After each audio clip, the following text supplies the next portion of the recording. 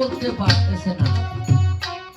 তাই এখন ওর মনে যে কি আশা নিয়ে এসেছে তাও বলতে পারতেছে না। এখন কি করব ভাই? ওরে ভাই গাজী, তুমি ঠিক কথা বলেছো ভাই গাজী। ওর যে মনে আশা, ওরে ভাই গাজী তুমি পূরণ করে দাও ভাই গাজী। ঠিক আছে, হে মেহেরবান খোদা।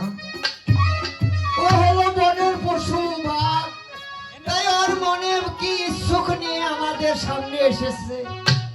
আমি তোমার কাছে দুহাত জোর করে ফরিয়াদ করে বলছি, ওর মুখের জবান তুমি খোলা করে নাও, আমার ফরিয়াদ তোমার দরবারে কবুল করে নাও, কবুল করে নাও।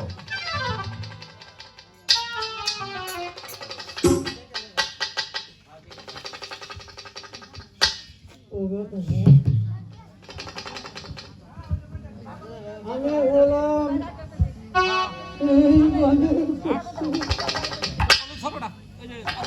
আমি বড় আশা করি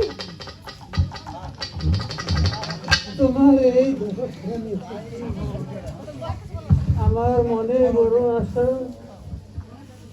আমি তোমাদের কাছে আমি বারাত গ্রহণ করবো, আমাকে বারাত গ্রহণ করবো। শুনলে তো ভাই, হ্যাঁ হ্যাঁ ভাই গাজী, ওর মনে বড় ইচ্ছুক নিয়ে এসেছে, আমাদের কাছে বায়াতে হবে।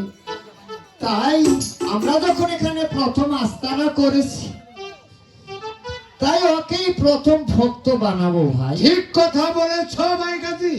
তুমি তুমি ওকে ভক্ত বানিয়ে নেও। হ্যাঁ, ওরে বনের ভাগ, তোর হাত খানা আমার হাতে মিলিয়ে দে, আমি তোকে প্রথম ভক্ত বানিয়ে নেব।